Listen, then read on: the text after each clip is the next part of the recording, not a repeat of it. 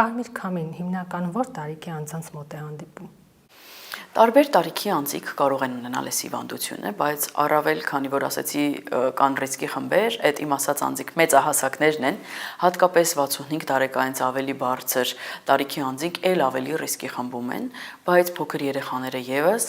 ռիսկի խմբում են ունենալով ավելի թույլ, այսպես կոչված իմուն համակարգի պատասխան, նրանք եւս ռիսկի խմբում են զարգացնելու համար, բայց ամեն դեպքում ցանկացած տարիքի անձ կարող է ունենալ հատկապես դեմքի կարմիր քամին, երիտասարդ առողջ մարդը եւս կարող է ունենալ։ Ընդ որում դրան երբեմն կարող է նախորդել ֆարինգիտը,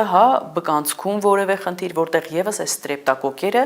լինում են եւ հեշտությամբ կարող են ներթափանցել դեմքի մաշկ արդեն եւ առաջացնել դեմքի կարմիր քամի, նույնիսկ առողջ եւ ոչ մի ռիսկի գործոն չունեցող անձի մոտ։ Շատ են հանդիպում դեպքերը։ Քիչ չեն, եւ հատկապես ասեմ, որ արդեն այս տարի ունենք դեպքեր ինֆեկցիոն հիվանդությունների ազգային կենտրոնում, ընդ որում հոսպիտալացված, որոնք կարիք ունեն համակարգային բուժման եւ վարման, մասնագետների կողմից, քանի որ անհրաժեշտ է մաշկի ամբողջականության խախտում, մենք ավելի շատ երբ եղանակը սկսում է տաքանալ, այդ շրջանում ենք ունենում դեպքերի ակտիվացում, հատկապես որ ասեցի ստորին վերջույթները,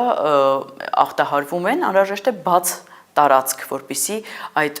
բակտերիան ներխուժի ներս,